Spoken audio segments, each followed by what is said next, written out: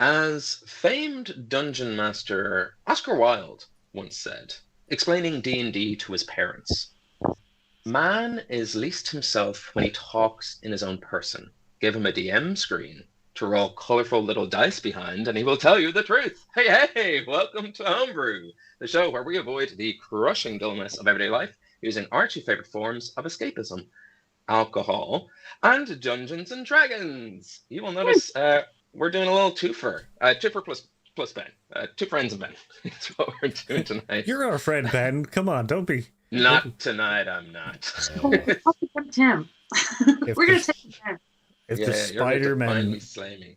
if the Spider-Man gifts are anything to do on Twitter, then yeah, I don't think we're going to be in a good day today. We'll figure it out. You don't have your muscle to protect you from my evil plans. If this is your first time watching, welcome along. We are a D&D show, and what we do is we use alcoholic drinks, non-alcoholic drinks, basically anything we can imbibe to inform the show around us. And with that in mind, let's introduce ourselves to this week's brews. I'm having a green spot. I just went, you know what, I'll just have a little whiskey. That's all. I was like, I don't really want a beer, I'll have a whiskey. So I've got some sparkling water in my usual beer mug, and then a little thing of green spot, which I'm not a big whiskey drinker, but I'm getting into it. I was told this is where you start, so we'll see. We'll figure it out. It's bad because Keelan's like the whiskey person, so we can just be like, yeah, whiskey, yeah, that's pretty nice, yeah. Ew, gross. Only an idiot would drink this. Yeah, like, why aren't you drinking rum, Ben? I do like rum, but I also like being a man of integrity. So, and not that rum isn't, but like whiskey's one of like how it comes with it kind of said, oh, you drink whiskey, yeah, like I like the idea of that. Like I've read the book, but I haven't read the book. Yes, it's like I'm a show off. I'm an absolute poser. So like whiskey is a poser's drink. I didn't drink whiskey, and I'm excited with how tonight is going to go because I spoke to you briefly the other night after you'd had whiskey, and I thought, oh, that's totally normal. And then you were just waxing lyrical and being very like emotional and sensitive about things. It's like, oh, maybe this is bad on whiskey. So I'm curious how DM stuff. It's time to show the world what me on a little Ishkabaha is like. And I think it will be. I think I will. Maybe this will solve my speech impediment. Who knows? Lucy, what are you drinking? I am drinking. I'm sort of like it's a bit summery. Right now I'm having one of the Radlers, which are just so delicious. And same vein, and I'm sure I'm like the last person to try this, but the Rascals Club. Now it's a pale ale, so I'm curious if I'll like this at all. But it just looks very refreshing. And then I have a Liberator Irish Lager as well. So just some nice refreshing brews. Nice. Oh, I have somewhere. I think I have a Lucky somewhere because that's good. Yeah, that's very handy. handy. You can just give yourself advantage on a roll. And Paul, what are you drinking? So right now I'm drinking a peach Hawaiian lemonade, which is lovely. It's non-alcoholic. But down here I then have, of course, my plethora of lambs, which goes rum, which will be hilarious to, I don't know, call a bunch of lambs to help us. And then, of course, I also have Fireball whiskey, just in case. I can't call we'll do it in honor of Huck, kind of thing. So, but yeah, that's I got Coke as well, just to kind of mix things up, Wow, the spirits that kind of outnumber the beers this week, which is interesting. Yeah, I'm our beer, our voice of beer. Yeah, you're our beer expert. Yeah. I kind of wish I had my, Grolsch here now. Like a Titsky or something, one of those. Straight up can of Dutch Gold. If you're watching along live in the sidebar and you're drinking anything alcoholic, non-alcoholic, Isaac, I see you there. I know you're on the PBW, plain bubbly water, myself included. Gotta, yeah. Have we used it yet? Have we managed to? PBW? I don't think so. Oh no, we did. We named an area. We named one of the spirals. Spiral is plain bubbly water. So yes, you did. You did. Okay, we have to go. Okay. I need to make a note of that.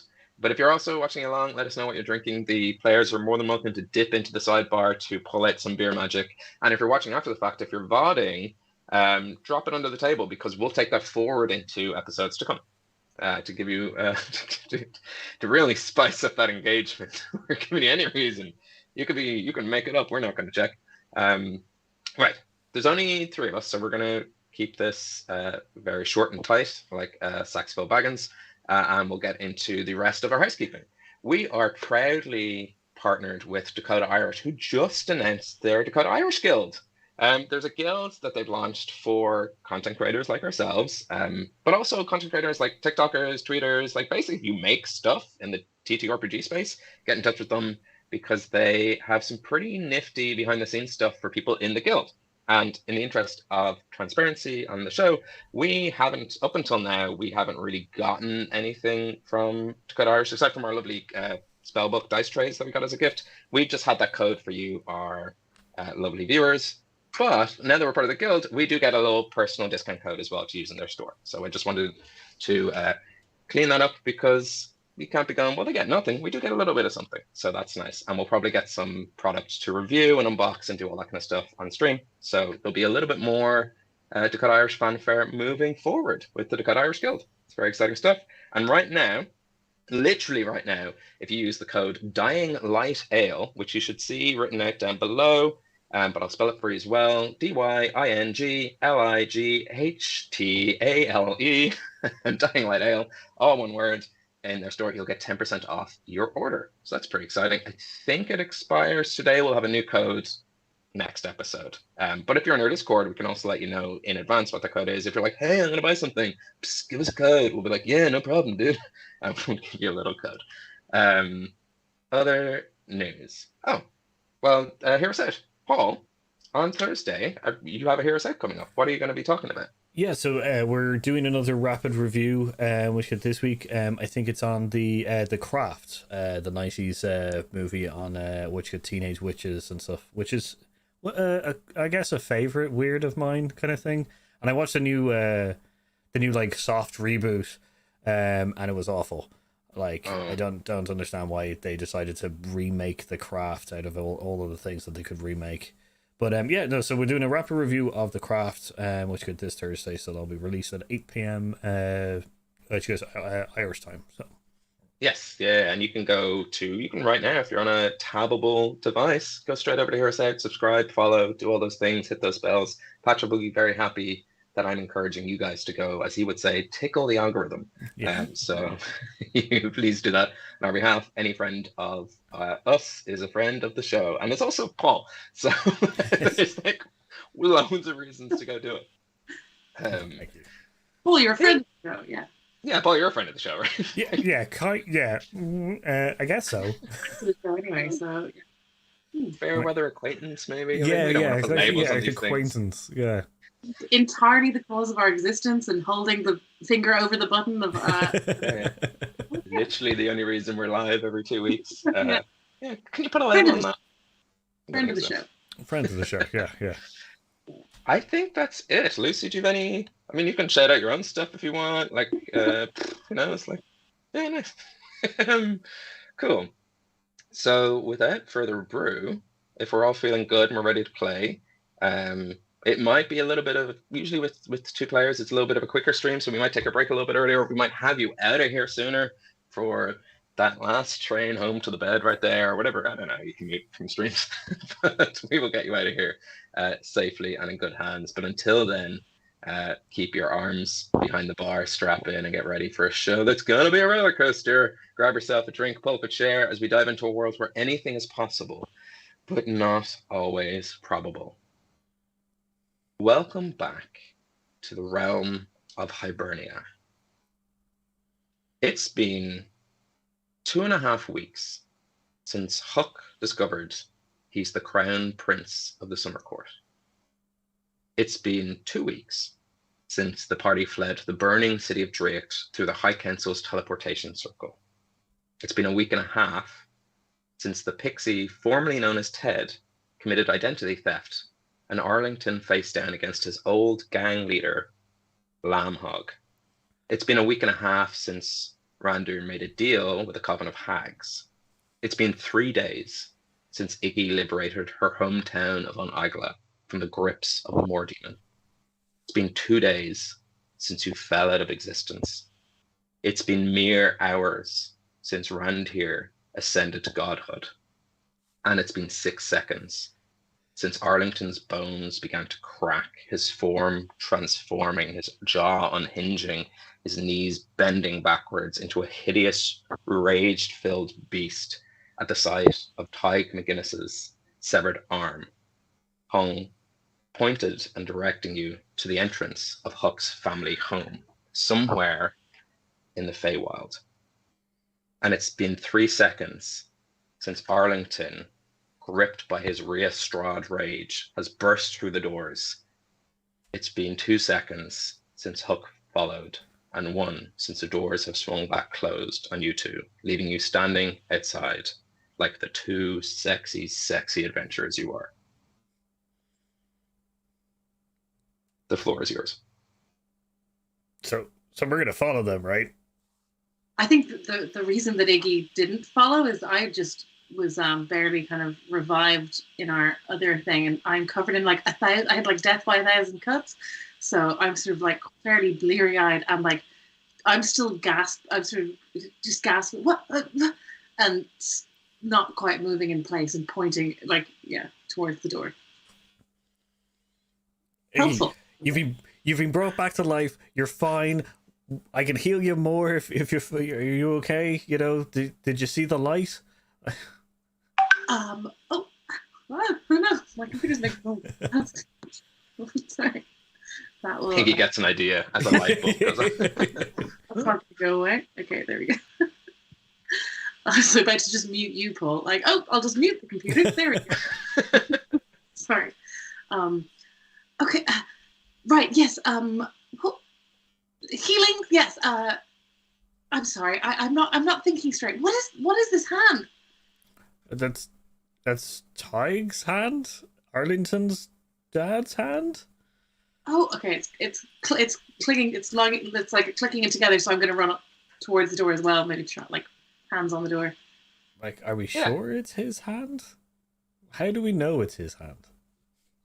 You guys don't know it's his hand. All you know is that as Arlington was on the cusp of flying into his rage, he might have whispered or said, or kind of, there was a look of recognition on his face. And then he just impulsively, outside of his own control, flew into this sort of super rage and burst through the door. But you would recognize his sort of wizard sleeve, must I say. Okay. Well, we'll not touch that one. Well, yeah. Well, I guess we wouldn't be as familiar then. So I guess it's kind of like we'd be more like I don't know why they ran off. Arlington saw this hand, and then I've never seen him look that quite terrifying. Actually, that's probably not a good thing, I suppose. Yeah. Well, like yeah. I'm gonna walk like also swinging doors on a castle. That's interesting. Yeah, I'm gonna walk up to the door and kind of like, I guess, gently push it open and stuff like that, just to see what's going on. I guess be a little bit more cautious than I guess Huck and Arlington.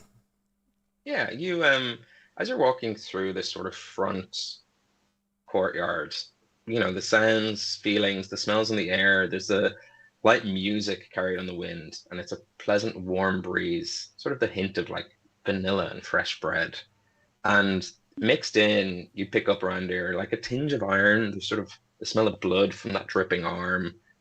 And as you approach, you see in the sky, just above the doorway, this sort of fiery red comet streak by. It sort of rips the sky asunder. And there's an inky black night sky above with a network of stars in this little rip. But everywhere else seems to be this eternal evening sky, and like a zipper sort of revealing the night, this comet flies through, and you can feel like being a god of space. Is that what I said? Yeah, that makes sense. You were space, or Arlington was time. That you were standing in sort of two spaces at once. You're in the gap between the ever twilight of the Feywild and the night of the material plane. And that's, as you push on the door, you feel that kind of light hum. In fact, it makes sense now why everything else around you seems a little bit more vibrant, saturated. It seems like where a flower might or a little winter drop might bloom softly, it explodes into like a popcorn shape of petals. And you instantly cop that you're not in Kansas anymore. Or you kind of are in Kansas. You're half in Kansas. You're in Can. But not us. I guess when I put my hand on the door and realized this, I was like, oh, what is this going on here? Iggy, there's some kind of weird double dimension thing going on. We literally just left the weirdest dimension that I've ever seen, and we were in hell like 3 days ago. Is this a bad one, or is it like a friendly, like nice one? Is it full of beds? Well, from the look of it, it looks like it's high definition world. I don't. High definition. Like it looks very vibrant. Oh, that sounds like an improvement. It says, yeah. It just sounds better than our kind of weird world, like word world that we were in a while back. You can just call it a wordle. Or wordle. Okay. You've been here before. Well, not here. You've never been to Huck's house, but you've been to the Feywild, so you would know. And being of Fey ancestry, you'd realize, shit, Feywild. Oh, okay. And do I? Maybe I should know this, but how do I feel shit? Like, is it not dangerous, or like, ooh, home? Well, that's up to you. I mean, what do I know it from just that time we were? Oh, because Randir wasn't with us when we last went. Okay. When you fought Snake Dog. Yeah. Okay. I'll be more. Okay, I'm gonna be very suspicious. Okay. We were here before. It was this time where, well, Keelan actually became like a prince, or was revealed they loved him here. Maybe that's why they ran off. Maybe. I don't know, but whatever you do, don't eat their food because it really ruins champagne. That's my big takeaway from our last time we were in the Fae. Okay. Good to note. I think I'm gonna like push the door open a bit to like cautiously walk in. Yeah, you both push it open and you step into an almost circular room. I say almost circular because it looks like it has 12 sides to it. But it kind of creates the illusion of a circle, and on every side there are doors, 12 doors in total, and along the walls you have sort of these torches casting a warm glow and giving the air a faint smell of charcoal. So every door is identical. There's no discerning features or identifiers. The one behind you shuts close, and while you're almost certain you came through double doors, you turn around and that's a single door. So, no, maybe you just came through a single door. Yeah, it makes sense that you came through a single door because there's a single door behind you. Huck? Arlington? Just quickly tell us, real easy, which one of these doors did you go through? Just call back to us. Make a perception check. I hope this works perfectly. I think Randy's just really looking around. 12. 12. You do hear the sort of clashing of steel against steel, but as you go around the doors to listen to see where it might be coming from, it's almost like it's always louder from the door you just came from. And then you go back and it's like, no, it's just louder from the door I just came from. And you listen, it's like, it should be this one, but it sounds like it was way louder from the door I just came from. I'm not getting any closer. What? Randir, I have no idea what to do. This is another really weird world again. Okay. Well, we have a bunch of doors. I guess well, we mark the floor. We'll go into one of them and we'll mark the floor with a 1. So because it'll be the first door we go into, and then we'll see what happens. I do have a lot of chalk. Also, I mean, we don't have to walk through the doors because it seems to change. We can just look in these doors, right? Yes. Yeah. Now I remember doors can also be looked through, not just entered. Yes. You're thinking of windows. Yeah. Windows, doors you have to look through, or you have to walk through. I mean, can I just the first? I'm gonna think. Presumably, the guys ran through here in a rage. Oh, where would a rage? Someone in a rage run straight forward, first door they see? Probably more so than they'd go to like the door next to them. Just open the door across the room. Yeah. Yeah, sure. What are you doing with the chalk? Are you marking, like, where are you leaving your markings? Just so I know, as a general. On the floor? What about on the door? What if the Oh yeah. walls are moving? Actually, yeah, on the door. Yeah, the door itself. Yeah. Will we write an I and an R on this door to be like we're in here? Yeah, that's a really good. Yeah. Okay, I'm gonna draw that and plus like little smiley face. Yeah, nice. Yeah, you got an eye or smiley face. Ding, ding, whoop. And you creak open the door. It's kind of dark. It's hard to see in. Can we see anything? Can we tell what the floor is? Yeah, give me a perception check. Sure. Yeah, I think I'll probably do that as well. Wow, that's a natural 1. Nice. Well, I got a 2, so Cool. going well. Yeah, it's hard to see. Kind of looks like maybe a stone floor. Looks like there's maybe like, look, you'd have to be closing your eyes not to see like a little bit of torchlight. So yeah, there's a little bit of torchlight in there. Well, before we go through this door, why don't we just like open all the doors and see if any of them have anything different in them than just darkness? Yeah, no, that sounds good. Let's do that. So can we go to the next door? Okay. Yeah, you close this door over and you turn around and you're not in the room. No, we're not closing the door. Okay, you leave that door open, but you turn around, but you're not in the room that you came from. You're now standing on a narrow rooftop. But without closing the door, you can see, actually through this door is you can see as you don't close the door, yeah, that's clearly the 12-doored room inside there. Okay. So we're on a rooftop? Yeah, you're on a rooftop with a door. Claustrophobic already, so okay, go on. A real narrow one. With like just the space for a door and then like basically just the space to walk on. But you could go back through the door back into the room if you want to. You don't have to go on this rooftop. You just happen to be there right now. Okay, is it the rooftop of the place is it the rooftop of the place we've entered, the house that we've entered? Give me a perception check. Got a 3. Got it. So 9 altogether. You're too high up and there's like beautiful little fluffy nimbus clouds. So like maybe it looks like a castle rooftop, but you do see at the end of this roof, there is a gargoyle at the end. And just behind the gargoyle, you see the moon hanging low in the sky. It's sort of bathing the gargoyle in this amazing, beautiful, like whitish, bluish light. Can I shout around for Huck and Arlington a bit? Down around, just a moment.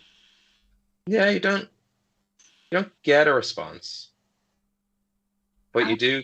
The clouds almost like catch your words and just like bounce it around themselves a little bit, as if your words were pinball in a pinball machine, and you just go okay, ding ding ding ding, okay, ding ding ding ding ding ding ding ding ding ding, and then nothing.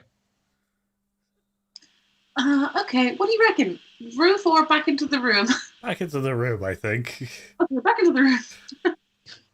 Nice. You go back in, close it over. There's still the IOR smiley face on there.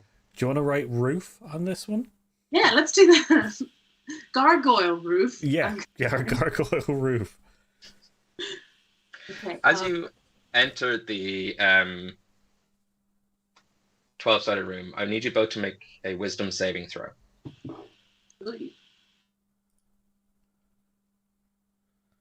Got a 15. Nice. Oh, I got a natural 1. Beautiful. Iggy, as you come into this room... That's over. I love it. Okay. Iggy, as you come into this room, you've just stepped into Huck's house, and you've walked into a 12-sided room with 12 doors. It seems like all the doors are almost identical, and there's these torches hanging on the side. Randir's beside you, and you close the door behind you, and it says gargoyle roof, IOR, smiley face. You've no idea what that means. Do I remember what happened with the Huck and Arlington ran away? Yes, yeah. As far as you're concerned, they've just run and you've just come in. Okay. What? Okay. Now they ran fast. Do you think they would have gone directly across from us? So I'm going to go to the door across. No. Directly across. What? No, because they ran from. Oh, I don't know which. Do I know which door we came? No, I don't. Do it. You know the IR door. Yeah, I know the IR door, which would be right across from the door that we came in. So I would just no, Icky, that's the door we came in the first time where we came in. What do you mean the first time? Have you been here before? Okay, do you know this place? Okay. So we came through that door in front of us, and we came because we had the same idea that they went straight across, and we came to this door. The one that has Ior gargoyle roof on it, and then we went through it, and there was a roof and a gargoyle on it. So we wrote. Can I go up to the chalk and go and smell it and go? This is my chalk. Mm-hmm. Yeah, you'd recognize that smell anywhere. You perfume all your chalk. And my chalk. I've been here before. Yeah. Can I roll like Arcana to like? Yeah, absolutely. Arcana? Yeah, you can roll Nature, Arcana, even Survival. Both of you can. Whatever your highest is, I'd recommend. But I mean, use your lowest if you want. For which? What? For Arcana, Nature, or Survival, any of those. Would investigation wouldn't. Yeah, I got a 9 on my Arcana check. I am rolling not well. Yeah. It leads to more fun, I suppose. Yeah, it's company of errors today. So confusing. I got 17 for survival, which nice. That would be enough. Yeah, you only needed a 15. As Randir is telling you that you've been here before, and the fact that you know that you're sort of half in the Feywild, you remember Huck when you came back from Snake Dog's lair, forgetting everything about being there. And you get the feeling that there's just sort of an invisible force around you messing with your memories and like almost convincing you to forget that you've been. It's like this room is purposely designed to be annoying, which it is. I can tell you as the person who made it. This is exactly what I remember about the Feywild. Oh god, this is going to be hard. Okay, sorry. Okay, so we've been here, and we survived that one. So good job, great. Have we been in any of the others? No, not yet. No. Apart from the door straight ahead of us, which is the door we came in. Okay, well, so seems like coming back through doors may be damaging. What if both of us forget more next time? Oh, we're gonna have to memento this shit, aren't we? I guess we'll have to. I guess we'll have to write it down in like. Oh no, because we might forget that. We'll have to write it somewhere on that will be very obvious for us to read again. Not on the doors. So on the doors, but also on somewhere on our person as well, because the worry is. Huh? I can literally write on my tablet as well. I can literally write everything that we're doing. Yes, that's the best. Yeah, the best course session is to keep a journal of what we're doing, kind of thing, so that especially before we go through a door, I guess. Okay. Can I quickly write you're in the Feywild and your memories are being affected, and I'm just gonna. Can I just describe what's happened so far? The weird thing is, as you go to write in your tablet, you see written there, you're in the Feywild and your memories are being affected. You've been through the Eastern Door twice. I nearly dropped the thing. What does it say? It says you've been through the Eastern Door twice. Oh no. You've no idea what that that system clearly at this moment in time didn't work. Whatever you guys decided last time, compass directions, not a good idea. Oh, spooky. I'm just staring at these and almost touching these letters like I want to speak to her. It's very scary. Okay. I'm gonna just write down that we're going to try and try another door. The door will mark X. We'll write the door names, I guess, that we're gonna give them. Yeah, can I can write a number on all the doors? Mm-hmm. Yeah. Seems a better system than whoever fucking East Iggy wrote. I mean, yeah. East Iggy, fuck East Iggy. A terrible idea. Mother, but You start writing on the doors. 1, 2, 3, 4, 5, 6, 7, 8, 9, 10, 11, 12, 13, 14, 15, 16, 17, 18. And you look back and you've just come, it's yeah, that's, and then you look ahead and you're like, there's more doors. Okay. I'm going to stick to the tablet and just say, we're going through another door now. Okay. I don't know. We have to get out of here. This is not. Yeah, let's just go through the next door beside the Ior roof like gargoyle door. Yeah, let's do it. Left or right? As tradition with this group, left. Okay. A shame. If you picked the right door, it would have been correct. Oh no, So right door. similar system. Do you want to keep this door ajar as you step into the next room? Yes. Yes, Okay. are you going to punish us for trying to be cautious? No, absolutely. You step through and you turn around and there's a jar. This is In the door of the jar, or there's a jar? Oh, there's a jar. There's a jar jam behind you. Oh. You kept the door ajar and the door's ajar and now it's a jar. Okay. And as you realize that this world takes everything very literally, you stand on a stone floor with a carpet. You're in like this small, like almost like cupboard-like space. It's very tight in here. Like you almost like edge in, you go close it, and you're like, oh, there's a jar. In fact, you're not even like, you don't even close it. You're just holding a jar, as you would have been holding a door handle. And you're in this tiny cramped space, and there's just this carpeted wall going straight up ahead of you. You see sort of lights on the side of the walls going up alongside it. At the very end, on the roof, there's a door.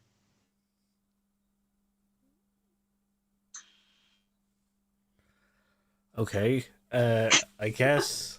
It's not. Okay, well, if this place is as ridiculous as Huck is, I'm going to try and put my foot up on the carpet, and then just, I don't know how this works, but just walk up the wall. Walking up a wall is impossible. You know that. It's a wall. You can't walk up a wall. Trying to walk up the floor. Oh, you can walk up the floor, absolutely. Yeah. As you walk up the floor, the door in front of you is on the right plane. Okay, and you just boom. In fact, give me Can I pick him up so I Yeah. like bring him up? give me a little acrobatics or athletics check, just to see how much of the walking on a wall. That's stupid. Yeah. Stealing Paul's idea. But yeah, Randy, give me an athletics or acrobatics. Okay. Iggy, you're fine. Just walk on the floor. I'll go acrobatics. Oh, I got a 19, so Nice. 22 altogether. Yeah. You almost do one of those like wall flips, which is incredible as a dwarf. You're like, whoa. Like, Yeah, you get to the end, you open it up, you open this door, you come back in, and you're now in a 12-sided room with 12 doors. But as you turn around, this door seems slightly faded. Faded. Yeah, it's like now there's a distinguishable difference. You've been in this room, and you know for a fact that you've been here. There's no wisdom saving throw needed. That was the wall room. Okay. Ben, Mhm. have you put us into a 12-sided puzzle room? Is this what we're going to have to go through now? Well, remember when everyone loved puzzles the last time? Wait, so far, Remember, quite infuriating. That's okay. yeah. Well, this one now has multiple solutions. I've learned from my mistakes. Yeah. Okay. Don't want another voice out from me talking about puzzle. What the fuck? It's not a puzzle. It's not a puzzle. Yeah. It was Well, there's a logic to this place. It's just no, bullshit logic. this seems fun. Okay, well, I mean, I think Iggy's gonna turn to Randir, shrug, and then reach for the next door. Yeah, that's pretty much. Yeah, nice. At this door, can I twist the handle and then like push it open? Mm-hmm. Yeah. It's hard to see what's inside because you're not in there yet. Okay, so it's got to be some kind of thing that's keeping us from being able to see inside properly, I guess. He just doesn't want us to be able to look inside. Yeah. You can make a perception check, like a real good one. We scored real hard. Can I hold either side and like put my head in and go, hello? Yeah, you absolutely can. I'm just wondering what you're gonna do with whatever approach we take with a jump jar thing. I got a 16 on my fine. perception check. 16 in perception. Yeah, you see Iggy putting her head in, and as she does, you see that it looks like it's an open glade. It's like one of those, like, I don't know, Instagram artsy photography shoots where there's just a door and a field. It's so quirky. It's that kind of space, and This is a nice one. yeah, it generally is. It's kind of a nice, lush, open glade, and in the center of the glade, you haven't gone in yet, but you can see a little bit further. There's a sort of small reflective pond in the center, and then across the pond, you see another door, almost identical to the one that you're peeking through, but there's another door there. I could just we could dimension door over to that door. Then we never have to deal with that creepy little pond. Like you're thinking. Well, if while glancing at Randu, because I am not, I am a coward, I'm gonna sort of like creep into the glade closer to the pond while looking around and like protect us. Yeah. I guess I'll take out my warhammer and kind of like, I guess like. The pond is like completely reflective, so you can see as you look in. There's you looking in, and you can see there's the door and across the way. You don't see the door that you come from because you're not at the right angle, but like you can see basically the glade being reflected back outwards. Okay, first thought is we got to go through the door in the pond, but yeah, but we probably should try the door first anyway, just in case. Sure. Okay. I'm gonna, as if I picture this as a very idyllic, scenic, safe seeming place, but Iggy's gonna sort of do some elaborate sort of military actions towards Randy, like cover me, as in you stare at the pond, and I'm gonna creep around and try to creep to the door, acting, covertly. Is that the right word? Yeah, absolutely. So you're just using sign language. Yeah, it turns out I actually couldn't think of any sort of military jargon of any kind to continue that. Like, what are we doing?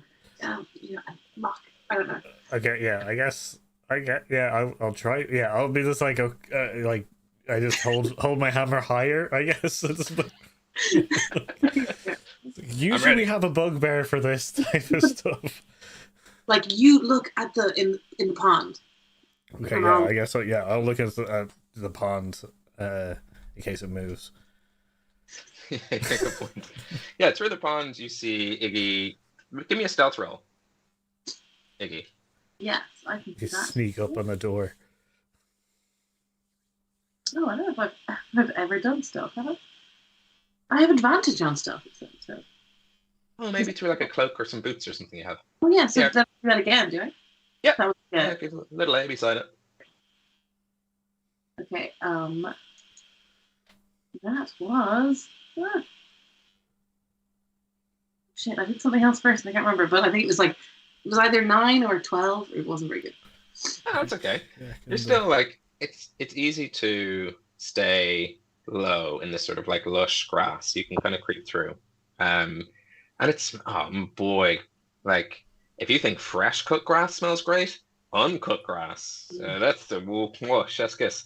Because there's like this little nice, like, we normally don't smell it in the material plane. It's not like as vibrant, but like, oh, there's an undercurrent there. Some might describe it as, how am I going to describe this whiskey? Like the brown bit of a green apple, but in a good way. You know, when like a green apple goes slightly, and like, yeah, that's what it smells like. Just I had that Radler, and it's so delicious. And I'm trying this one. I'm like, it doesn't even taste. There's no orange to it. What? Oh, disappointing. Any lemon? Classic. No, it just tastes kind of like bland. Actually, when you said that thing about an apple core, I was like, yeah, kind of get just a bland apple core from that. I suppose going from a Radler, which is like a fruity beer, to a, like, if you were drinking like pints, and then a Rockshiny, you'd be like, whoa, my mouth, this flavor. I'm comparing it to the thing that I wanted, as opposed to this just looks nice. Anyway. Yeah. Okay. So you sneak up to the door, and I don't want to, there's a lot of bullshit around, so I don't want to presume anything. You tell me exactly what you're doing, and I will respond as the world. Okay. I'm over beside the door, and I look back around here to be like, what should I do? Open it? Yeah. Okay, I'm just checking. For the handle of the door. Mm-hmm. Yeah, it's locked. Brander, give me a perception check. And give me with advantage because you've been like trying to focus on this.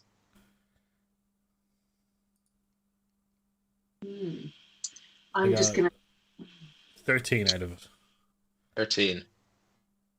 Might just be the glimmer of the pond, but there is a glint. Like the door in the pond, there's a glint. I'm gonna look. Is it like looking closer at the keyhole? Is there a keyhole? Yeah. Or... Yeah, there's a keyhole. There's a key in the door in the pond. And like... Iggy, there's a key in the reflection of the pond. I'm gonna try grab it. So if I disappear into the pond... Before you move it, is there anything else different in the pond? If there's a key, is there anything else in the pond? This is a spot the difference puzzle. Did your dad draw this for you in the sand as a child? No, I wish he did now. So I'm just going to do a quick performance check. 17, nice. Bacchus, steady hand. The only differences were the ones he intended. Okay, well, with that training, Ben, can I have a look at the pond and see if I notice anything that seems to be any other differences like the key? Absolutely. Give me a perception roll with advantage. Thanks, Bacchus. Okay, excellent. That's 21 and less than 15. Okay, 21. 21. Yeah, nice. You look through. There's definitely a key in the door in the pond. But there's definitely, with a 21, there's definitely a pond though as well. Like you can actually see through the reflection now, and it's like reeds. There are like clearly a little bit of pebbles at the bottom, and as you look at yourself, your reflection winks. Give me a opposed grapple check. So what your strength is. Okay. Well, what does that mean? I've never done it. So roll a d20 and add your strength modifier or your athletics modifier. Okay. That's a 13. 13. Still beats your reflection. As you lean closer, you feel a watery hand try to reach up and grab you. And there's this sort of like wrinkly, like it's been in the bath too long, sort of pale, fleshy hand gripping onto you, but it slips and slides back into the water. Then all of a sudden, give me, we'll do this like same thing, but in reverse. You're doing all switcheroo. So I'm doing an athletics check, is that it? Yes, yeah. Oh, 21. Nice. Yeah. You grab it. Actually, I'm going to give it. I shouldn't have. No, I'm not going to take it away from you. I was going to give it an advantage because it's slippery and wet, and then I rolled and it was a natural 20. But it's so exciting that you caught this. I'm not going to take your 21 away from you. That's cruel. 20. That's going to beat it, like. No. It shouldn't have had advantage in the first place. I decided in my own head, like subconsciously, when he won, I was being a spoiled brat. Then I was like, oh, I wonder if I can get even close. No, you grab this hand. You have it by the wrist. Okay. I'm gonna try and pull at it. Yeah. You can use your movement to pull. I want to see here. You pull back, and a hand comes loose. It's like a wet, severed hand in a sort of wizard sleeve. Oh.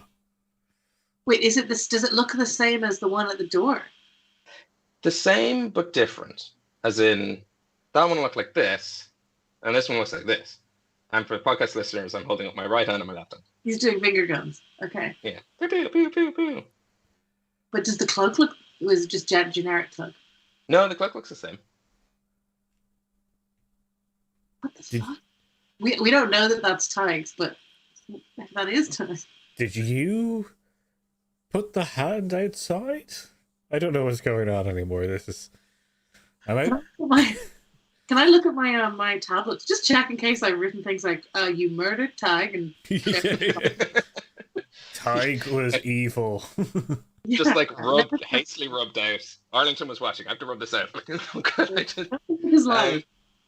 No, ever since you checked your tablet the last time, there hasn't been any new information added. You successfully went through the last room, so you haven't had to roll any. I'm probably gonna just kind of pull it out and see it's just and drop it in and like I don't think that helped. Yeah, it gets up and crawls back into the pond. Okay. I don't like this place. So we need a key. Can I go over to the door and just like try and like get it open a bit more? Yeah, absolutely. You go over and it's like definitely locked. Like and Randor, now that you're looking for it, you see there is a key in the door in the reflection. And like Iggy's like trying, you can see Iggy through the reflection trying to open the door. I guess Iggy, I guess act like you're turning the key. Okay. And I'm gonna try and hold as if I'm pinching and turning. Yeah, give me a performance check. Let's see how good this mime is. Oh, this is somewhat my wheelhouse, perhaps. Oh, 20, not natural.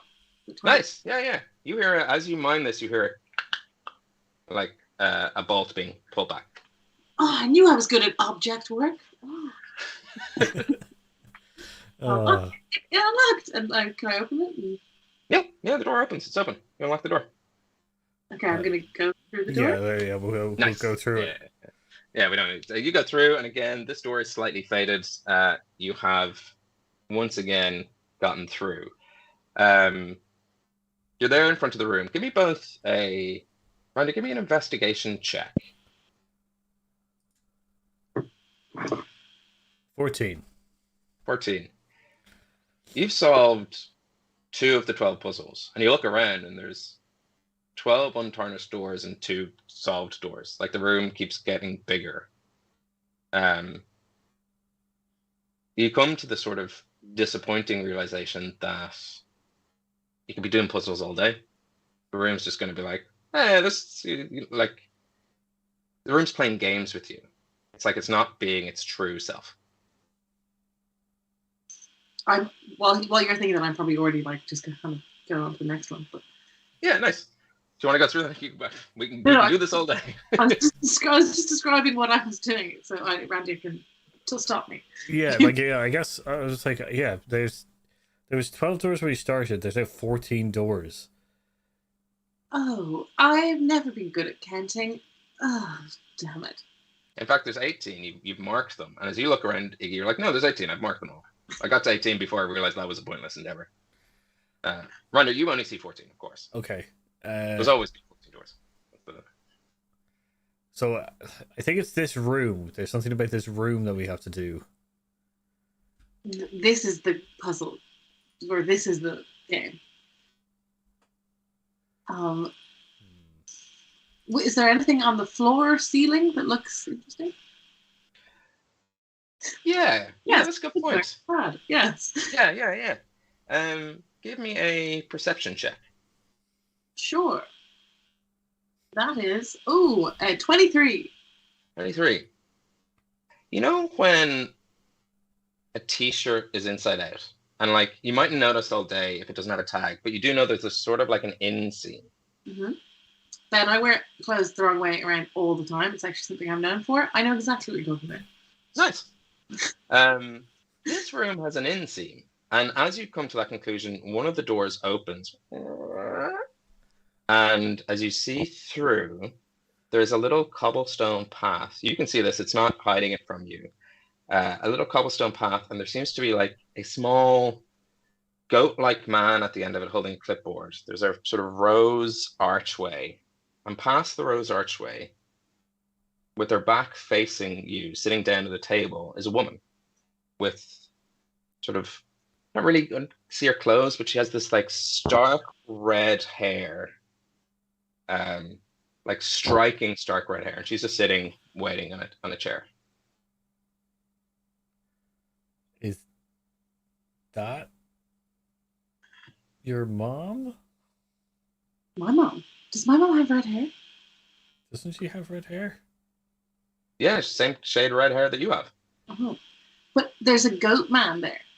Yeah, he looks more like a front of house staff. Oh yeah, I should. I'm sorry for not seeing the workman. It's very classism of me. It's just like, oh, the noble. I don't know. I mean, part of the whole estrangement thing is I haven't gotten to stare at the back of her head that much. Should we go in, or is that a surefire side But to avoid? it seems like the only place that we can go. Otherwise, we're just going to be doing puzzles. But in Door's true beginning to close. Okay, let's. in true fashion of the Iggy Grandeur party, caution. Okay. We'll go up to the door, or we'll go try and go through the door, I guess. Yeah, nice. You Hopefully, both then. need to make Same? dexterity saving throws just to make it in time before the door shuts, because it's across the way. I got a 13. Oh no, I didn't. I thought I got a natural one. I didn't. It was a 7. I got a 13 as well. 13. The door closes. Oh shit. We open the door. Oh, yeah, Just reopen the door. Yeah, sure. And you find yourselves looking out onto a narrow rooftop with a gargoyle at the end and the moon low in the sky. Fuck you, gargoyle. And I close the door and then look for the seam. I don't know. This is like a mini game. It's great. This is like the loading screen while your friends can't come to play. We play. Quick, tell baby, real quickly. Yeah, you're looking at the seam, Randall? Yeah, try find the seam of that we were kind of. Yeah, it's quite clearly there.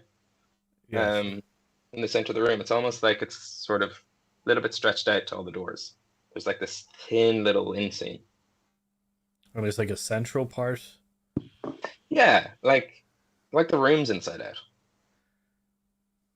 What did you do before to get that door to show? I just noticed it. That was all. I was just looked for it. We just investigate the room again? Yeah, is there give me an investigation check. And Can I go ahead, Randall. like last time? Sure. I was gonna say, is there any particular I guess discoloration in one of the seams or something like that? Like it's a main seam or something like that linking to one of the doors? Oh. No. Okay. Sorry. Not even gonna get you wrong. I just got a 13 that time. 13. What I'm looking for in the seam is it actually seam like as in are there threads? Mm-hmm. Yeah, very seam-like, as if the room is inside out. What I'm looking for is a thread to pull, if that helps. But I only got a 13. Yeah, it's pretty neatly sewn together. I got an 18 in investigation just to. Nice. You've worked the inner mechanisms of various devices around here as an artificer and as a man who likes to create inventions. Your little glimmer boxes aside.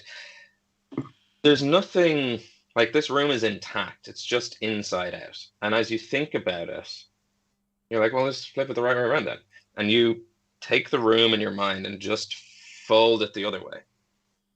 And all the doors disappear except for one in front of you. This is the most annoying plane I have ever been to. And so far I've been to Yeah, but for a logical creature like Randir having illogical things happen, he's just like, I hate this plane. I'm the creature of creation, so this actually is perfect for me. Yeah. I'm just gonna go, what, did you do something? I probably think that I did it because I was touching for a thread pull, and then it fixed it. I was like, Randir, look, I've done it.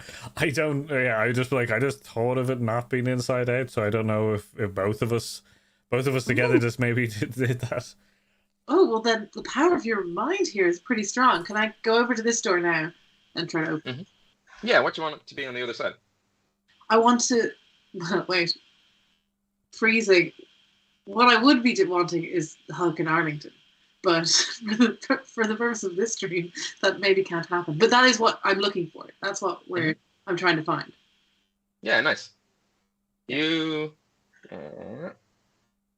open the door, and it seems to be into a sort of banquet hall. You can see a long table in front of you. You haven't entered in yet. You're still just in kind of main hallway entering a banquet hall there. And at the very end of the table, you see a large goat-like creature. Its horns sort of out of its head and looping around, almost as if like it's impossible to crown this king, but its horns itself give it the king. It has a little bit of a like almost like the glint in its eyes, or like that kind of like piercing blue resemblance to Huck. And he's sitting at the top beside a woman, his wife. And you do see beside them Huck sitting there. He seems not too bad, like not too shaken up. Arlington's beside Huck, like drenched in blood. Like he's been through an absolute gauntlet. And opposite them, with, a plate, knife and fork, sort of dinner set out, you see Lamb Hog. You all recognize Lamb Hog. Brander, you were there for the Lamb Hog fight.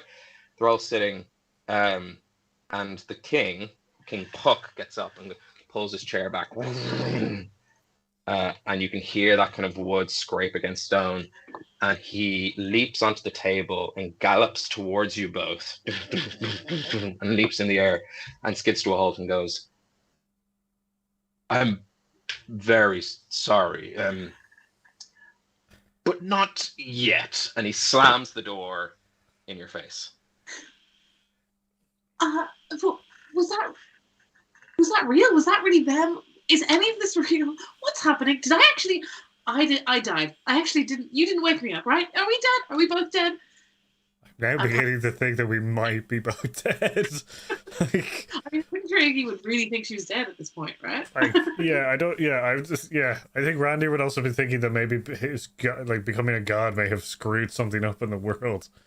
So this is a very confusing world. Speaking of your god, can you I'm gonna slump onto the ground, just kind of giving up.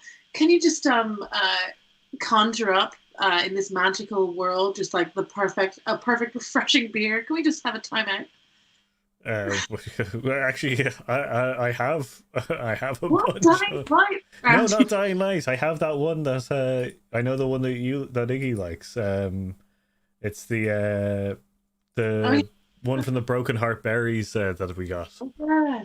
Yeah, McGorry berries. Yeah. I live in now that we have died and are in limbo. I'd like to remember home, and I'm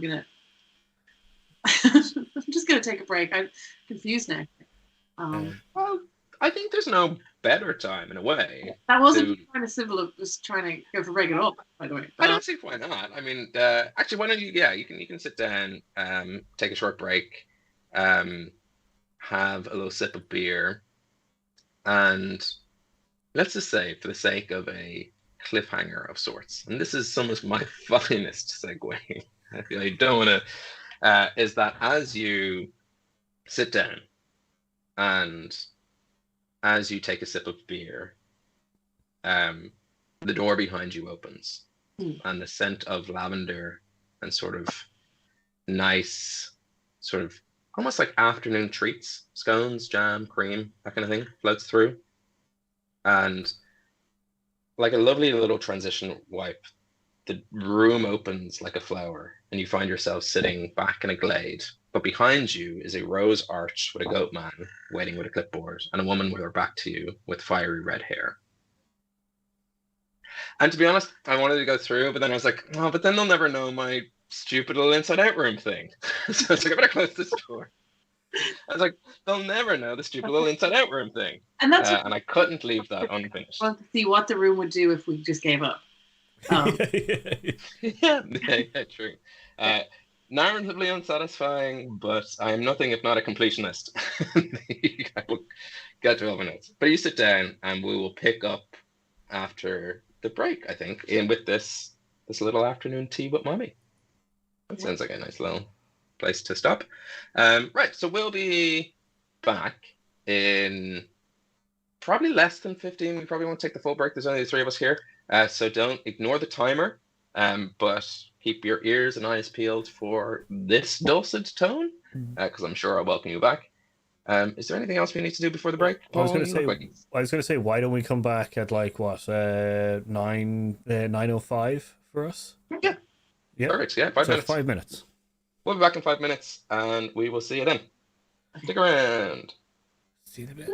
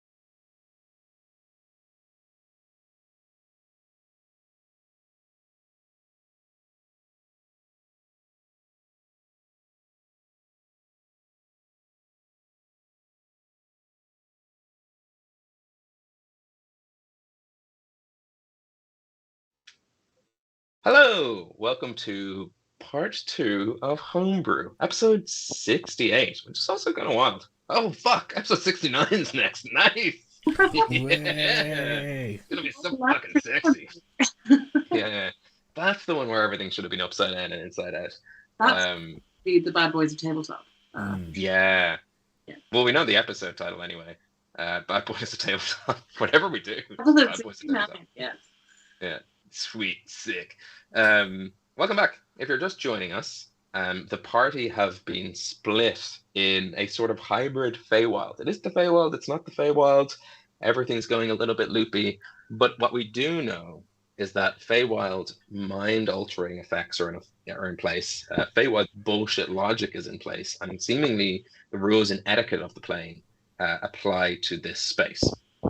And as Iggy and Randir have solved the 12-sided room puzzle by realizing that there was no puzzles to solve in the first place. The room was just, entertaining guests in the foyer, you might say. Maybe you were just keep them busy while we're preparing dinner. They managed to burst in on a dinner feast with Arlington, Huck, Lam, Hog, and Huck's parents. And perhaps they'll be invited to dinner at a later date when everything's ready, / when the rest of our players are here.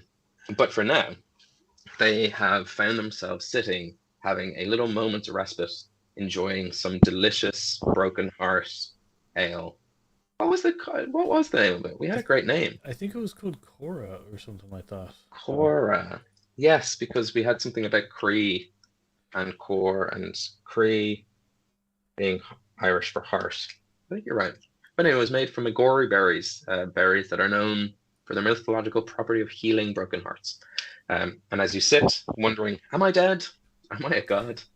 I should point out that you are, it might not be in your stat blocks, but you are a god and you are an ideal of Christian. So at any moment in time, if I can rip the narrative reins off me and go hog wild, I don't mind. But as long as I have them, you're in an open glade, leading towards a rose archway with a table and 2 chairs. Sorry, Render, she wasn't expecting. I use my godlike powers to puff up another one. Boom! Toadstool chair. Nice. Nice. Everything's a chair. Power move. But before that stands a rose archway and a little goat man with a clipboard.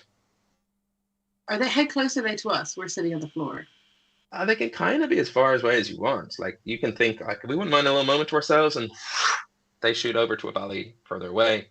We want them to be right up. Whoop! They're like doing that screen thing the cartoons do. However close you want, that's how close they are. So I had just closed my eyes to drink some of this wine or beer that my friend made from the valley of my birth, thinking that I have perished. I'm still thinking, this is death. And I'm going to open my eyes and see, okay. This is somehow maybe worse than the rest. Is that my mom? I think so. But doesn't she didn't we screw something up that she respects you now or something? Oh my, I did forget that. But also, if she's here, she must be dead too, I'm going to say as I start walking over there. Yeah, nice. I'm in the underworld. The little sort of goat man standing on 2 feet in front of sort of a plinth. What do you call those? Lectern? I suppose that's what you call, even when they're not in a lecture hall, like a restaurant, when they stand at the little thing. Lectern? I guess it's a lectern, yeah. Yeah, it's probably still a lectern, right? It's not podiums, which people call them, right? Is that the thing? I did. It's not a podium, but it's not a podium. Is that anyway. I guess it could be a podium.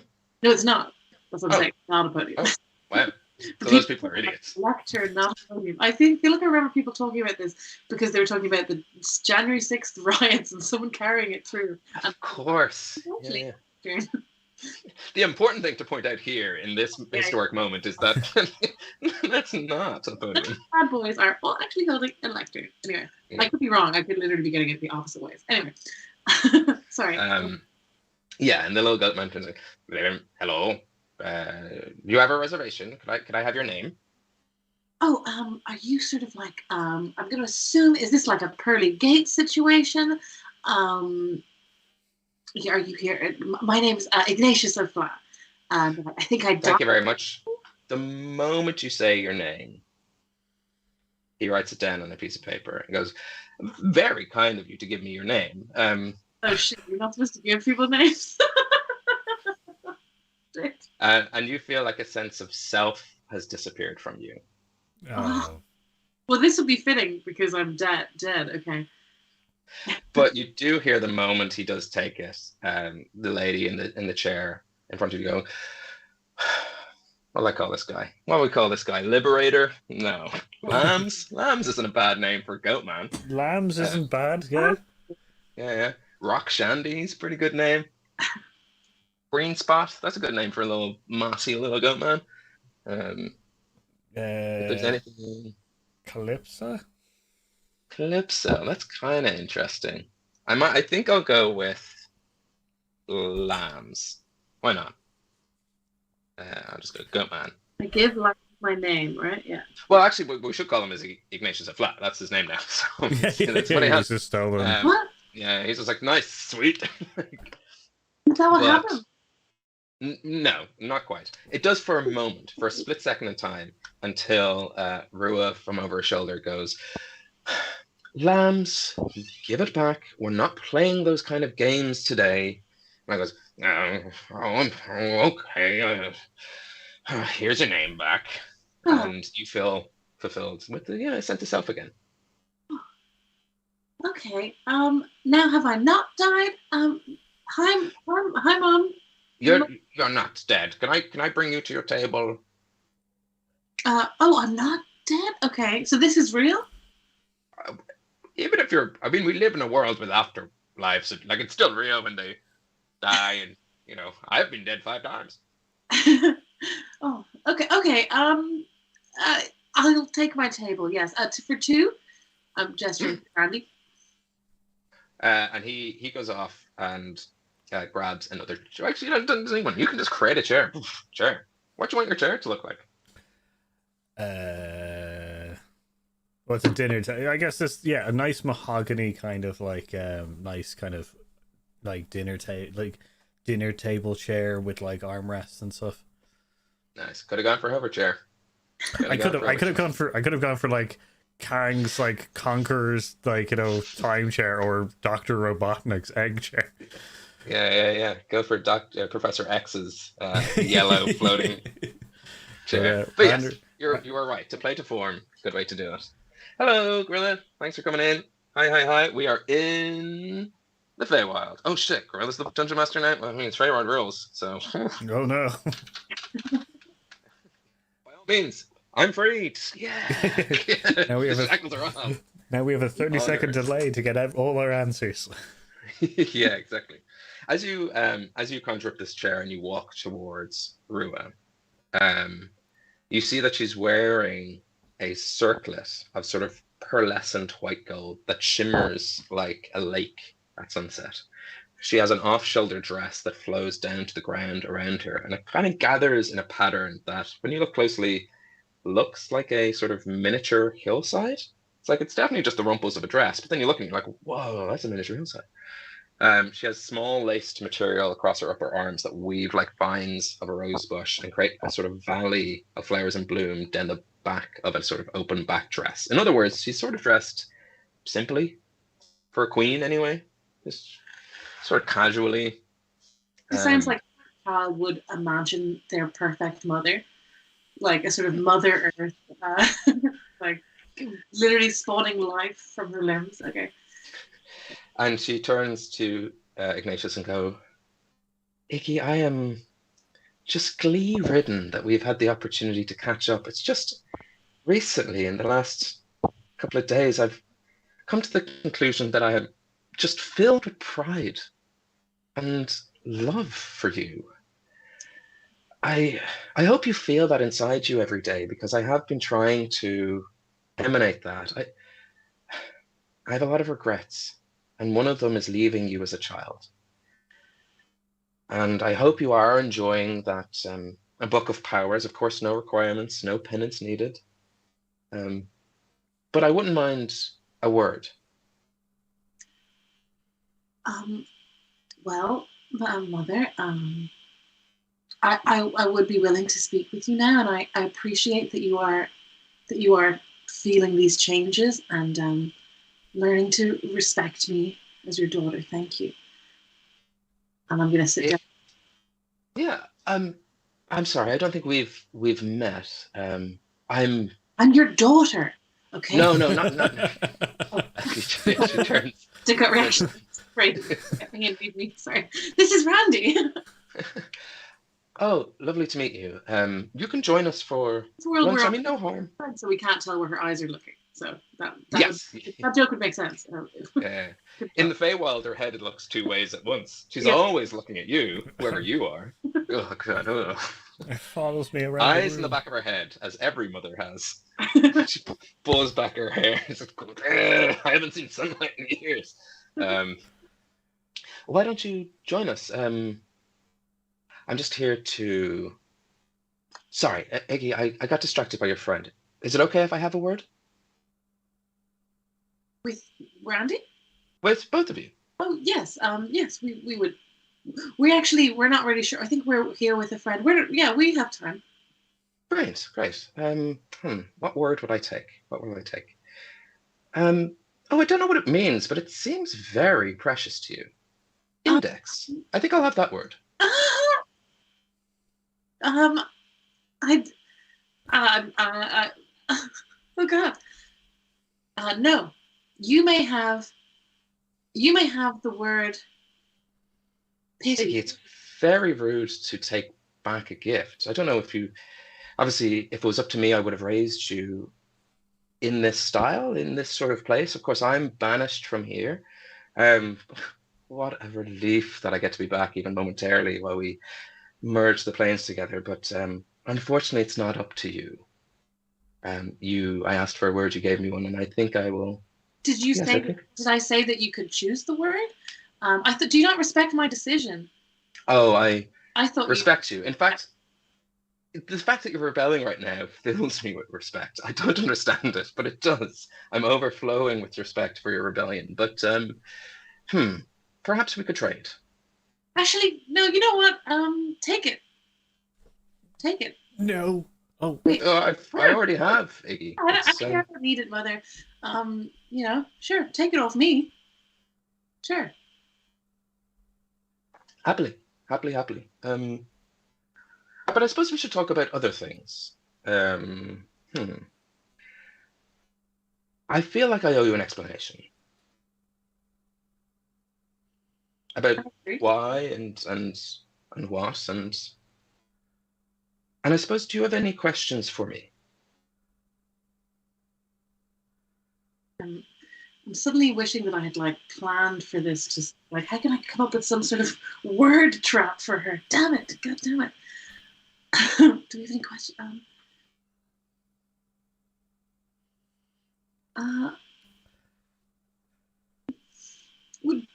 Well, do you really need to, Mother? Why are you bothering yourself with all of this? Is this not boring to you? Leave our plane as it is. Are you not better than this? I have been quite incessant, I suppose, and positively bedeviled with these plans. It is quite, at times, boring. Yes, I would describe it as boring. At this point, Lamb's kind of places down tiny little cucumber sandwiches, delicious pots of tea, wonderful sort of little macarons, as they pronounce it in the Fey world. Randy and paused. Might be jumping back on. Go for everything. Can I have a word? I didn't know I had to. That's so annoyingly good. Yeah, it looks like we're back. Nice. Rue reaches forward and picks up a sort of violet macaroon and starts chewing on it and says, truth be told, Ignatius, I do get bored. But I get bored living in this mundane, dull. You've seen the Feywild, how vibrant it is, how much joy, how much fun you can have here. You're never bored in the Feywild, even simple rooms try to entertain you.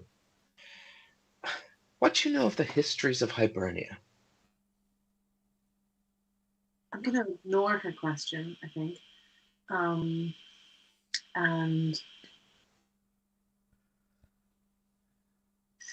oh, I'm gonna ignore her. I'm now thinking that we have to leave. So I'm gonna recoil and look at Randir in case there's anything he wants to say, or I'm gonna sort of make it clear to him, like, should we go? Does that make sense? It's sort of a side chair Yeah, move. Uh, Rhonda, you don't have to make an insight check or anything. You know exactly what's. yeah, I guess Randir, because it's a fight, like literally. Would he kind of want to know more? He kind of would, because I don't think he would want. I think he would ask his own question, which is like, why were you kicked out of the Feywild in the first place? That's a very good question, Randy. I guess if I was to regale you with this tale, I'd put it simply. I wasn't. You might have heard of the Fey Invasion of Hibernia, which is one side of the story. It's been mentioned. What if I was to tell you it was a Fey exile from Hibernia? So you were originally from Hibernia? Well, all of us were, way back before this Fey invasion, and she sort of just air quotes.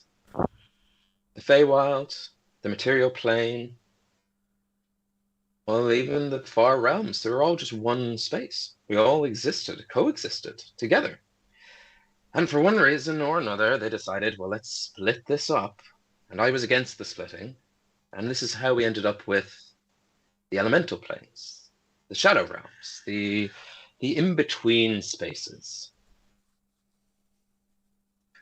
Actually, the elemental plane is and she starts to trace in the sky because it's been so long since I've even studied the maps that let me just make sure I get this absolutely right for you.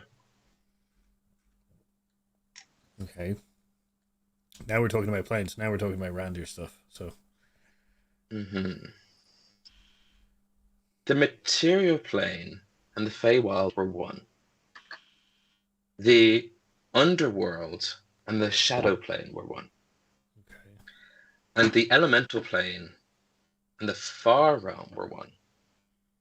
So not necessarily all in on top of each other, but Fey and material very much close side. And those with the means and those with the power and those with the wishes decided to splinter these. So instead of 3, we had 6. 7, I suppose, if you count the ethereal plane, which of course exists across all realms of existence. And I was just against this plan. I didn't see why I had to leave my home. I had to separate out. I didn't see why we would rob people of the joys of the games, of the just a little bit of. Let me put this another way around here. After the split, the material plane, and it upsets me to say, and I find it quite troubling, the time I've spent here, thousands of years just wandering, humanity became isolated. The Black Hand, which was born out of the sundering of the worlds, began hunting down people, stopping them from exploring, traveling, from seeing the world. Towns became hamlets. Hamlets became just simple farmyards, and all exploration ceased. All sense of curiosity ceased. All sense of wonder, and we were. Well, the orcs vanished to the sea. Trade only across the oceans, and the middle of Hibernia is just a wasteland. I don't mean to harm anyone, but progress is sort of inevitable. The the tasks at hand, the jobs, the Goliath sort of things fall at my place. I'm merely restoring the world to how it was, not how it is. So please believe me when I say I do not mean to harm anyone. It's just that's what's going to happen. And as a being who's been around for thousands of years, it won't take long for people to forget. 10, maybe. So, sorry for interrupting, but so your biggest problem was essentially that no one was exploring anymore, and that is originally because of the Black Hound, which we have now returned back to its owner. So it's gone. So, but my question is, if that was your problem, why didn't you just get rid of the Black Hound yourself? You're an all-powerful archfey. If you didn't want people exploring and stuff, instead of tearing the plains together and killing hundreds of thousands of people, why not fight the Black Hand yourself and get rid of it, or get it back? I have a follow-up question as well, which is going to link to where the Black Hand went, or the Black Hand eventually wound up back to its owner. But have you been killing gods as well?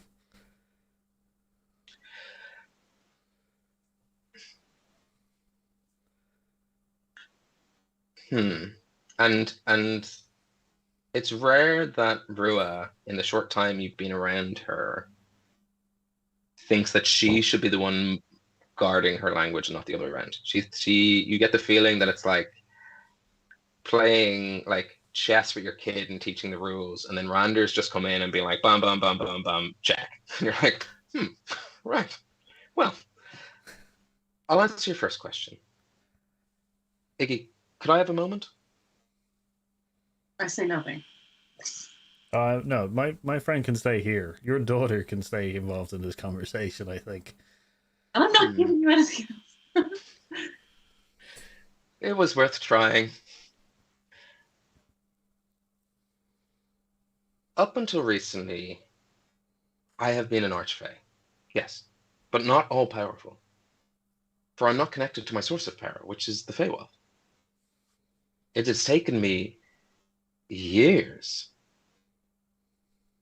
to build that back up. The delightful thing is, I suppose, that up until very recently, yes, became an all-powerful archfey, but I've recently become something more, something people pray to.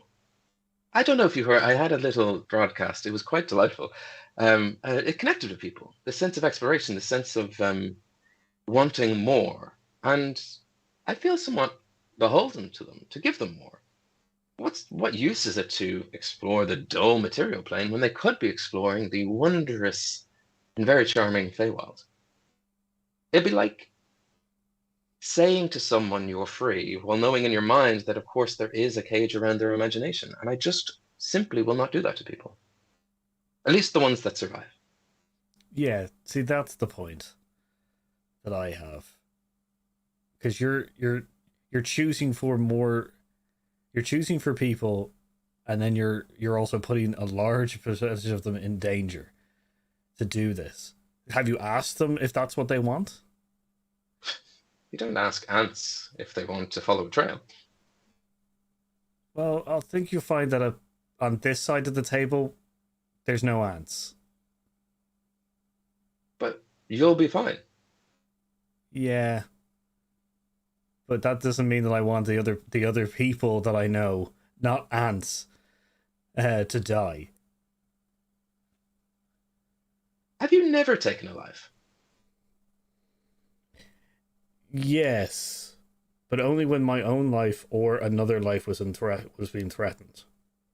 Well, I simply can't live like this. Same rules. But you want to get back to the Feywild. Correct. That's not the same, because there's probably another way of doing this. Well, that doesn't involve killing. Break the magics tying me to the material planes, which I doubt you can. Convince the other archface to let me back in, which I doubt you will. I mean, mine just seems easier and quicker. And the sooner I get it done, the sooner people can be born again. I mean, how long do people last? Really? Ultimately, in the grand scheme of things? There's been more people dead before the realms were shattered. And there'll be more people dead after the realms. This is just a blip in history. Yeah. See, I've only been part of this group for a week and a half, really. See? Time And is I've fleeting. never been more sure now that you're in the wrong. And like Randir just stands up and he's just like, yeah, I think I might just try and stop you right here. Agree to disagree? No. Oh, so you agree. Brilliant. Well, if you could help with the plans, I might expedite them a little bit. That new power, that new sort of godhood, I don't know if you could understand. It feels great. And it's funny enough. I had this item. It was this glorious, everlasting cauldron. And recently enough, it disappeared. And I thought, whoa, well, this is going to have repercussions. But the funny thing is, it had no repercussions. Zero. So I can just continue with my plan. Zero repercussions. And it was delightful to find out that maybe with my newfound, well, I don't want to call it godhood. I'm not there yet, but I think I could just do this. But fair is fair. Try to stop me if you want. I'd only respect Iggy more if she did, weirdly. These emotions. It's, life recently, maybe the last 3 days, has been very fun.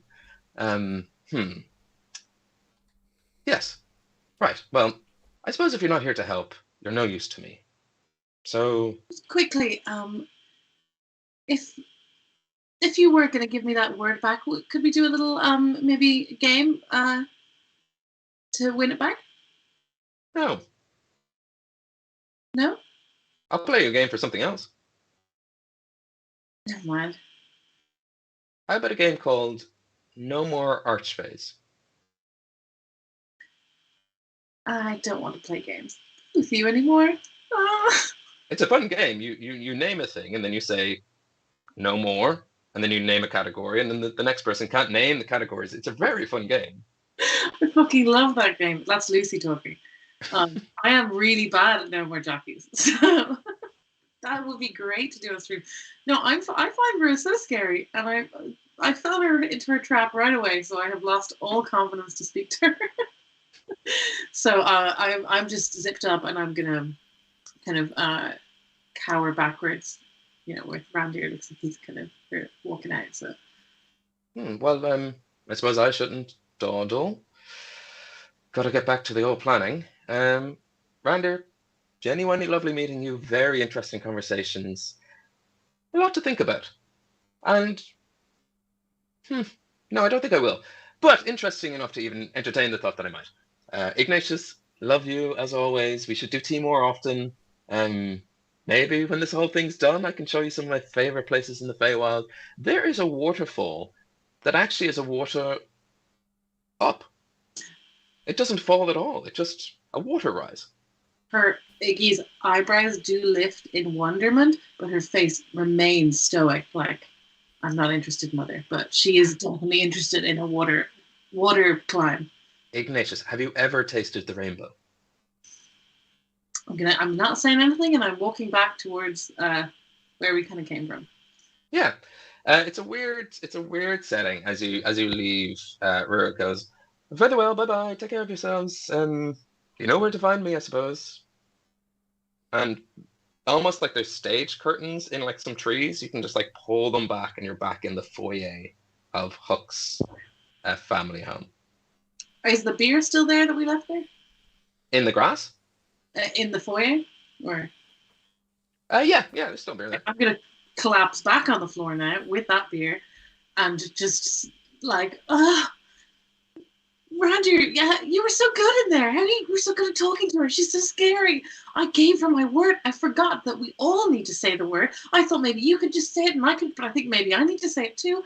What are we gonna do? About the place, about the index. Yes, that place. Oh, I have a question. Can I say it? Am I able to say it?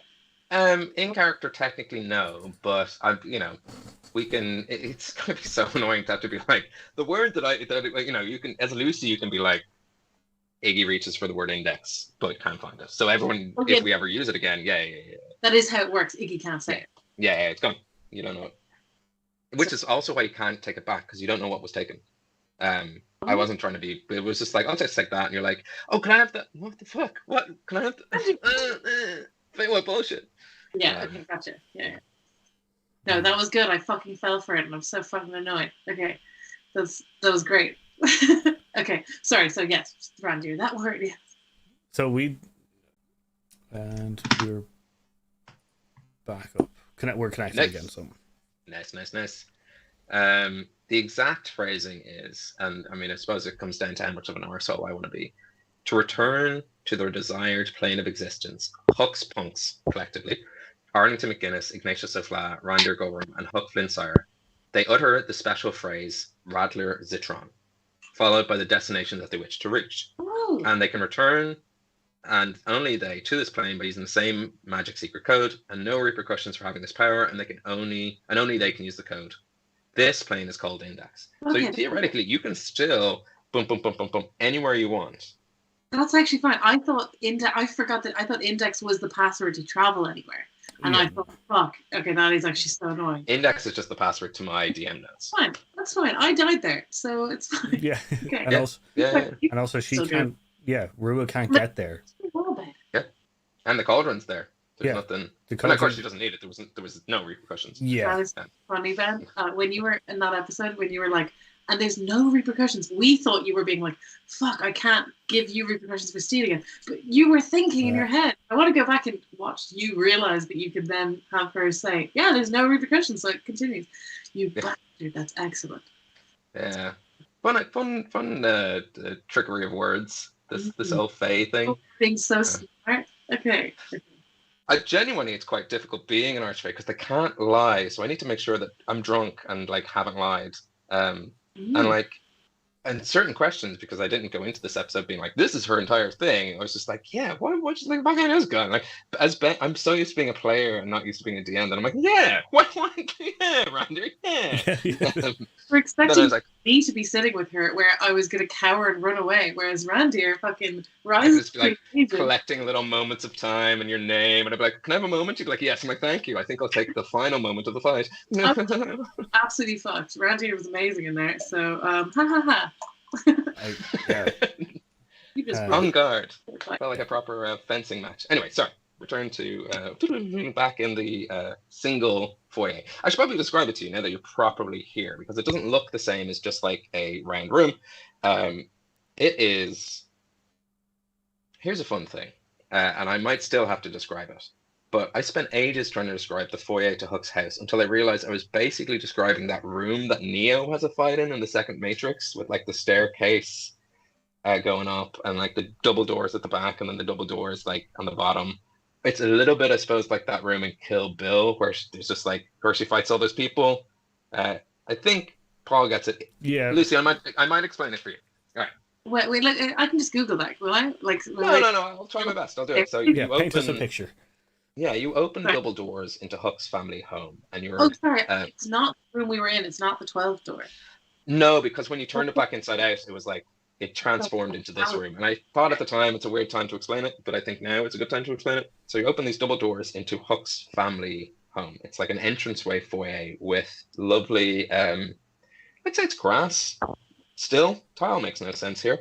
And then either side, to your left and your right, there are these curved staircases going upwards, meeting with a sort of top balcony or landing kind of area. On that landing, there are double doors and doors to the side, seemingly stretching into like the other wings of the house.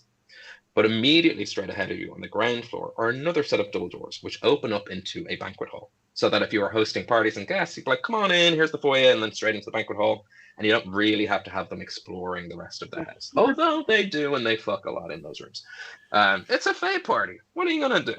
And of course, at the back of the banquet hall, is like a glorious sort of glass wall with delightful little French doors, but I suppose here they're called halfling doors, into a sort of courtyard with steps going down and like fountains and like outside parties, kind of very Great Gatsby as a back garden. No, I was like, I won't. The other guys can catch up to hear that delicious description. I'll turn around to Keelan and Wes and be like, so you know what this looks like? And check if they've watched.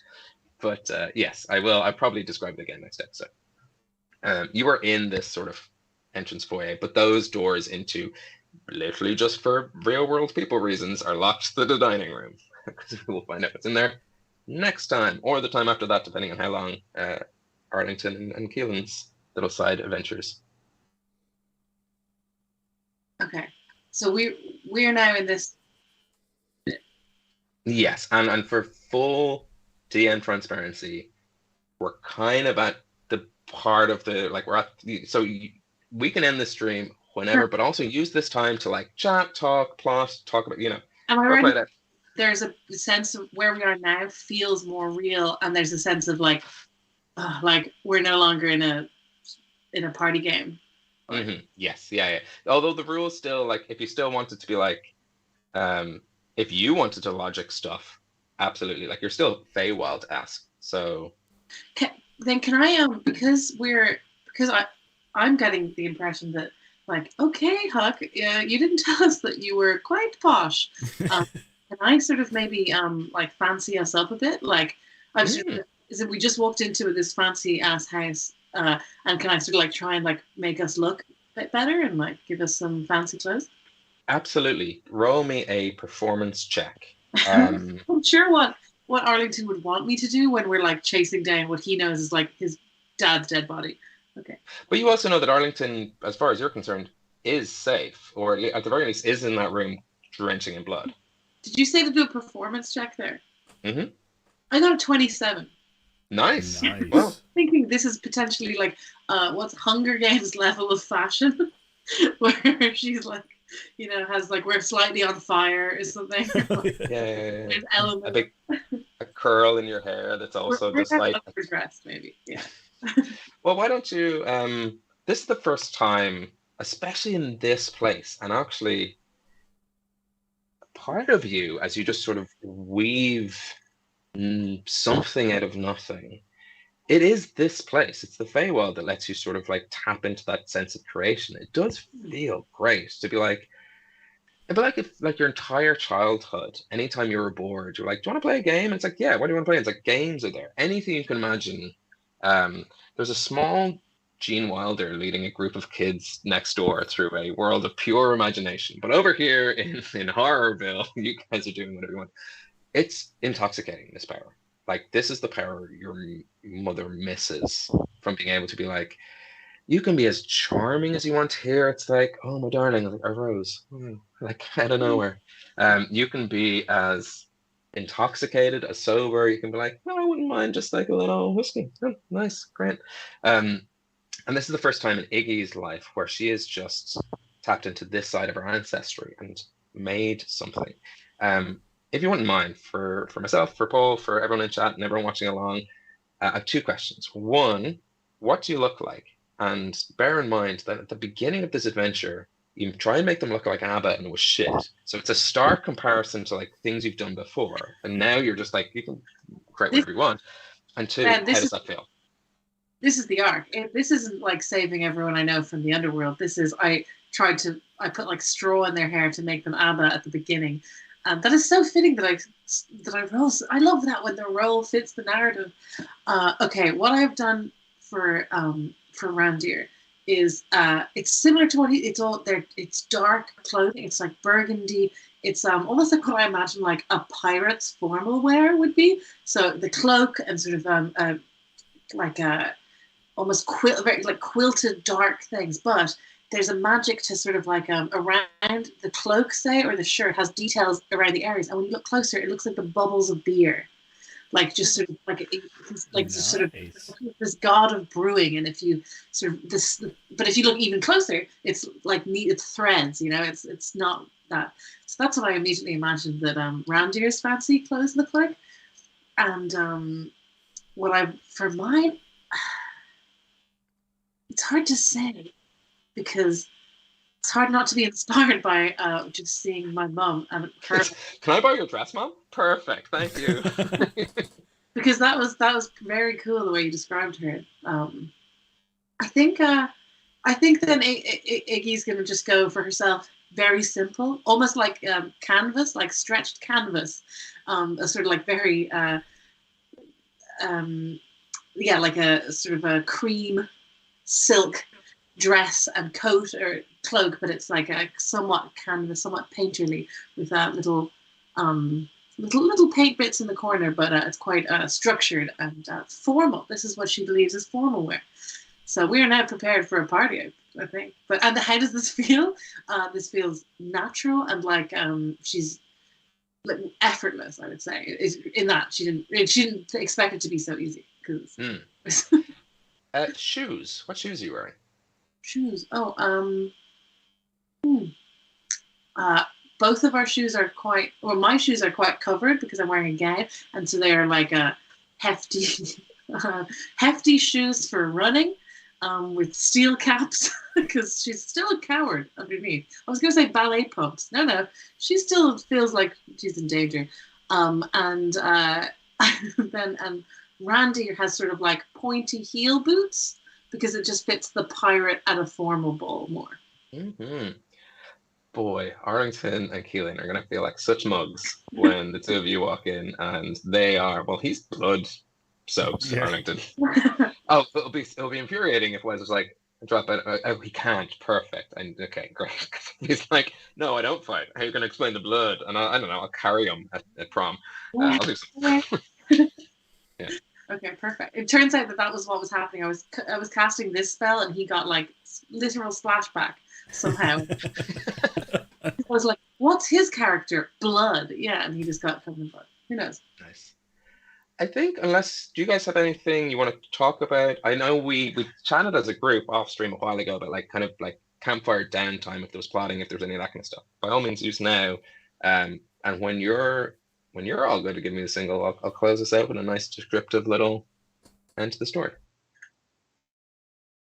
Yeah, I think Randy's gonna thank Iggy for the threads because these look amazing. Like he's gonna be like, I've never looked so good. Like you look like yourself. This is, Thank you. So you're the divinity of creation.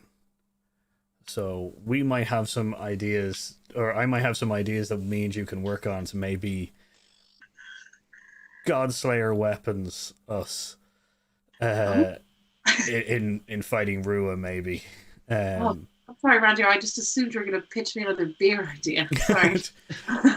Weapons. That actually sounds quite useful. Like, yeah, I think with my divinity and your creation, I think we should be able to maybe make up some useful tools. I don't know if we want to kill Rua or just maybe, I don't know, subdue her enough that we could possibly bring her to the plane that she wants to be in.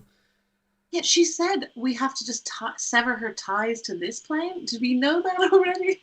I mean, if that means her ties with her daughter, they're quite severed. So I think it's I think it's maybe talking, like, I don't know, either capturing her and holding her and then talking to the Feywild or the Archfey and the gods to kind of just bring her back or allow her to just stay in the Wildfield, like lock her, like they locked her in the material plane, just lock her into the Feywilds or something. I'm sure we can figure something out. But I think she could be listening right now. Who knows? But luckily, she loves and respects me. But also, how does she know the word in? Sorry. Terrible. I don't know. So I don't even know. No, I do know because we spoke about it. My character does know that they took the word to get back to that plane. Okay. She took the name of the plane. How does she know about that weird word plane we were on? She sent we think she sent the Black Hound to us. Oh. So she must somehow know. Like she's probably able to, like, well, we severed your connection with her, so that she can scry through you. But maybe she can go there now that she has the word, though. No, she won't. We still locked that. As far as I'm understanding of the mechanics of that plane, we've still locked that plane down. It just means that now, without you knowing the name of it or being able to use the word, we can't go back there ourselves. Okay. Okay. Which I don't think any of us had any plans to go back to that place. Yeah. Yeah, I was just like tying off some loose ends. Yeah. It's like, So, let's like, never go back to my DM notes. like, Ben did say what just separately to the stream was like, yeah, I mean, all of it, you could just go to the idea that the DM could just go and change everything, delete everything we did anyway. But that's not anyway.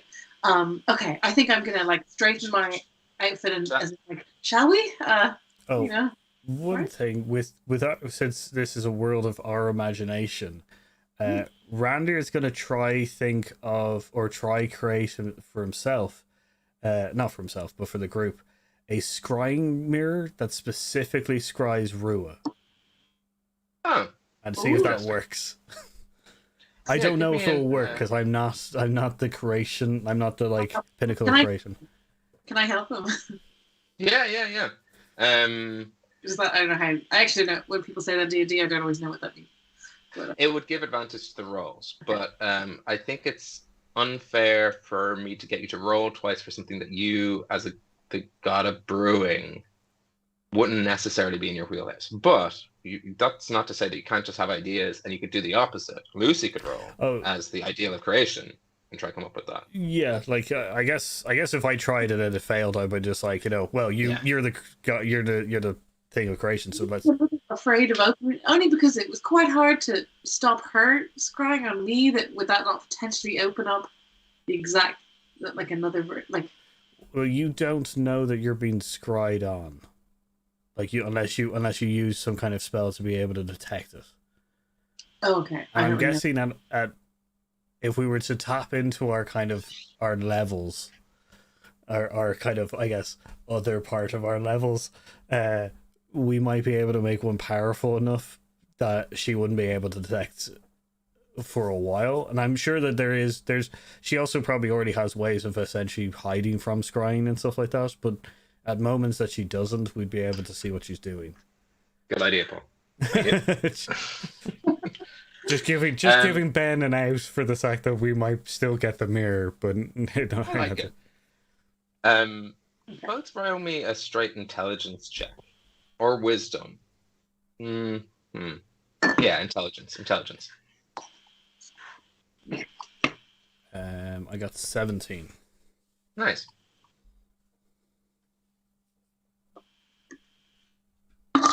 Lucy, I think you're pouring yourself a beer, but if you wouldn't mind rolling me a intelligence check. I thought you just said that to Paul. Sorry, I was literally. No. I was like, Paul, continue. I'm going to pour beer. Yeah. Intelligence.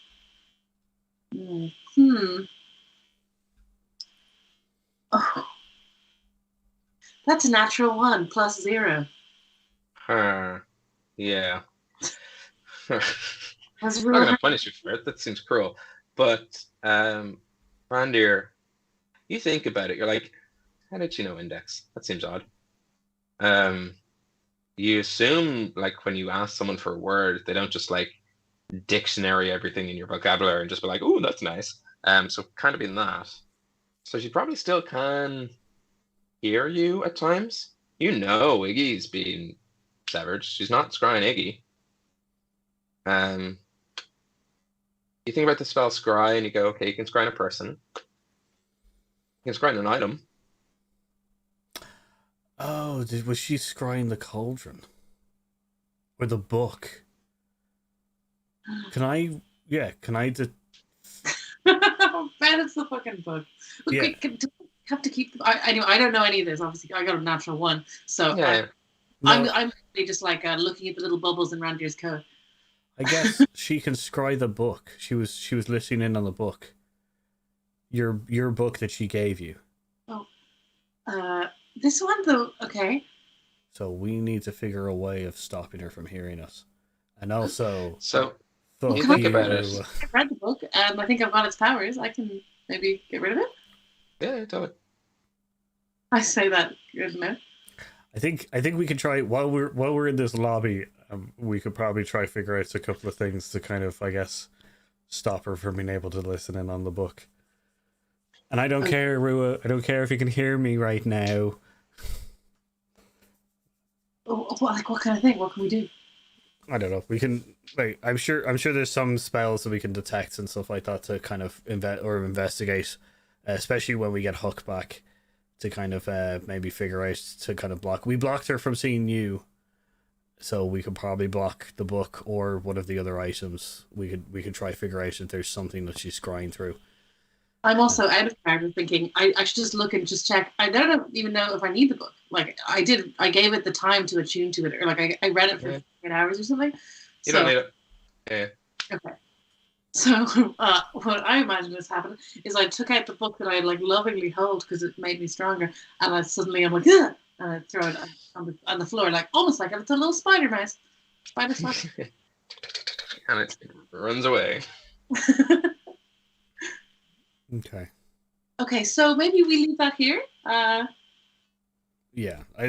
don't think there's any more. I do want to get the answer. No. If I was you, I'd just put it in like a troll's butt or something. Like that'd be funny. It's like, oh, let's look. Oh god, no! Then we don't all hang out in trolls' butts. Okay. They're fine wear. Is there in this foyer? Does it look like there's a cloakroom? Yes, there's a cloakroom. Okay, I'm just gonna like wrap it up in some fabric from my bag, and like just tuck it in there. I'm like, okay, maybe when we're leaving, we just like take this with us, but like put it somewhere safe or destroy it or something. Whose coats are in there? Is Rua's coat in there? Ooh. No, Rua's coat's not in there. You see like a nice sort of hunting jacket. You see a couple of like, what do you call those?